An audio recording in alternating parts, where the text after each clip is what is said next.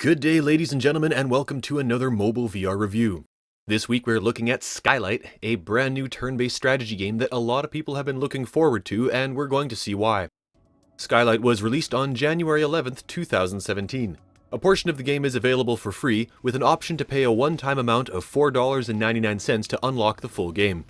Skylight was developed by E. McNeil, an experienced solo VR developer whose last two Gear VR games, Darknet and Tactera, both received critical acclaim for their innovation, quality, and just being a lot of fun. With both Tactera and Darknet still on the Oculus Store's bestsellers list after 9 and 21 months respectively, Skylight has a lot to live up to. Playing Skylight is like standing in a giant holographic projection of the Battle of Endor.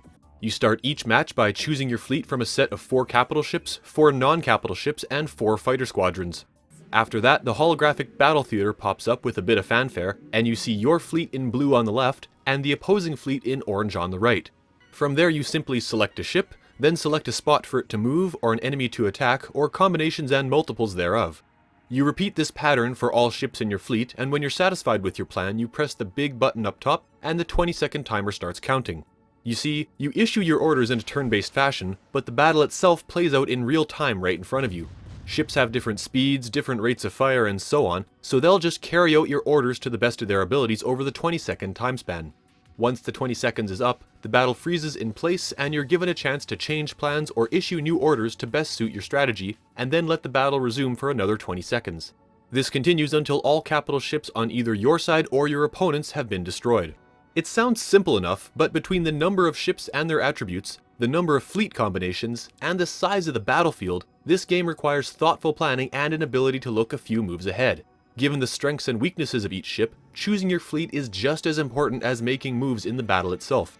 Bombers are super effective against most ships but weak against fighters, dreadnoughts pack a mean punch but little armor, and ironclads can project a shield to protect nearby ships but can't really fight back too well on their own.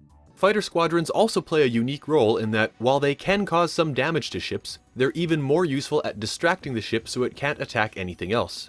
It's subtleties like this that give the game a rich depth and make it really hard to put down. You always want to try just one more fleet composition and just one more strategy. Game modes come in 3 flavors. The campaign takes you through 30 missions in 3 sets of 10, being normal, hard, and expert difficulties. Skirmish lets you choose your fleet and the fleet of your computer-controlled opponent and jump into a single battle, and multiplayer pits you against another human player online. The multiplayer is particularly interesting in that you don't necessarily have to be online at the same time as your opponent. The turn-based nature of the game allows for asynchronous multiplayer. That is, you can make a move now while your opponent is offline, and then when your opponent comes back online later, they can make their move, and this step of the battle can proceed. You both see the battle play out, and then you get to make your moves in your own time. It keeps the game focused on clever strategy instead of reflexes, but it also reduces the problem that plagues all Gear VR multiplayer titles. Sometimes it's hard to find other people online at the same time you are. Time will tell if this helps or not. The controls in Skylight are point and click, or rather, look and tap.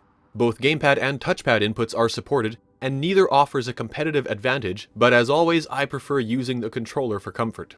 You simply look and tap to select or deselect ships, orders, or positions on the battlefield. In-game, swiping the touchpad or moving an analog stick will slide the battlefield left, right, up, or down, which is sometimes necessary when ships get bunched up. If you played Tactera, the graphics of Skylight will look very familiar.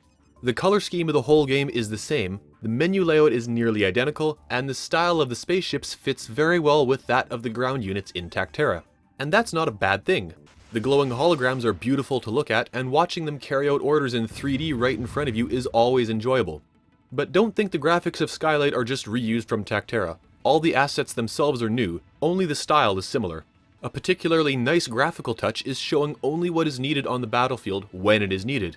The 3D grid that makes up the movement points is only shown after you've selected a ship, so you're free to survey the battlefield unhindered by all the little dots. And if you can tear your attention away from the action, you'll notice that you're standing on the bridge of a starship, and the cosmic scenery outside changes from time to time. Overall, Skylight is a great game to look at. The only thing I could ask for is a way to watch the battle from start to finish in an instant replay, just to bask in a hard-won victory. The sound is similarly fitting. Beeps and whooshes accompany the menu and startup of the holographic battlefield, while subtle electronic music plays in the background. All ship and fighter actions have distinct sounds too. Missiles launching, cannons and railguns firing, and phantoms cloaking and decloaking all add a richness to the visuals, and ships explode with a satisfying boom. Skylight has to be on the more comfortable end of the Gear VR library. The camera doesn't move with the exception of your head motion, so motion sickness should be a non-issue. I spent a near 90-minute session playing Skylight and, with the exception of my eyes being a little dry after too much time in VR, I experienced no discomfort at all. If you can handle looking at a lot of small models in stereoscopic 3D, you should be fine. Plus, the free demo should give you an idea of how it feels. Skylight is a great follow-up to Tactera and a fantastic game in its own right. Its deep strategy is thoroughly engaging and addictive, and the multiplayer should keep the fun going for a long time. Moreover, every aspect of the game feels tuned, balanced, and polished. The menus and commands are intuitive, making the game easy to pick up, but will take you some serious practice to become a master strategist.